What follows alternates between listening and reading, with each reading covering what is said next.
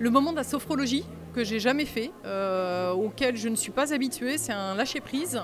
Et en plus, avec tout le monde autour, c'est pas forcément évident. Et j'ai eu l'impression que tout le monde avait joué le jeu et c'était super. Ça a été le tout premier exercice, c'était fait en binôme et j'ai trouvé que c'était extrêmement fort en fait.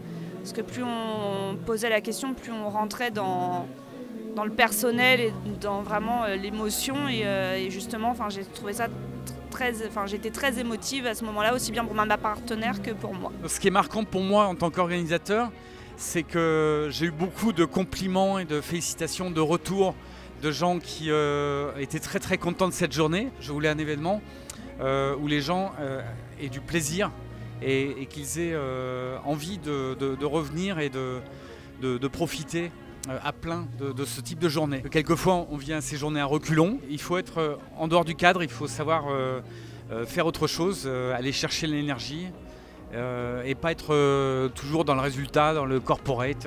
Les moments forts d'aujourd'hui, en fait, c'est soulever des sujets en fait, qu'on laisse poser sur la table. Et avec l'événement d'aujourd'hui, on va aller plus avancer dans le détail. Du début, on se demande un peu ce qui va se passer. Jusqu'au bout, on est emporté dans un voyage, on est tenu en haleine, chaque instant est vraiment important. Moi j'ai pris plein de notes aujourd'hui, je pense que ça me servira tant sur le plan professionnel que personnel. Les moments d'échange avec les collègues, c'est toujours extraordinaire de sentir qu'on n'est pas seul, puisque c'est quand même un métier d'indépendant. Les moments de rappel de choses qu'on savait déjà par l'animateur et qui font écho. Et bien évidemment, le moment le plus marquant pour moi a été l'expérience de sophrologie. J'en ai jamais fait. J'ai vraiment réalisé un exercice assez bluffant avec un sentiment de plénitude qui m'a assez bluffé, quoi. Donc c'est chouette exercice, très chouette. Je repars avec des pépites, comme on nous a dit, et voilà.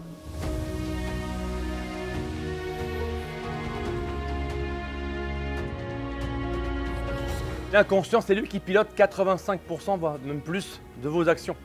Il n'est pas en train de se dire hey, tu penses à respirer, hey, tu penses à battre mon cœur, etc. Tout se passe tout seul.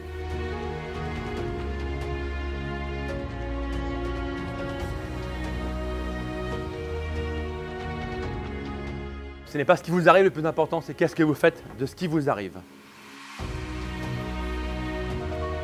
Les plus belles choses viennent toujours de l'intérieur. Et donc, je vous encourage vivement à péter la coquille et aller vers l'extérieur. C'est vous qui décidez.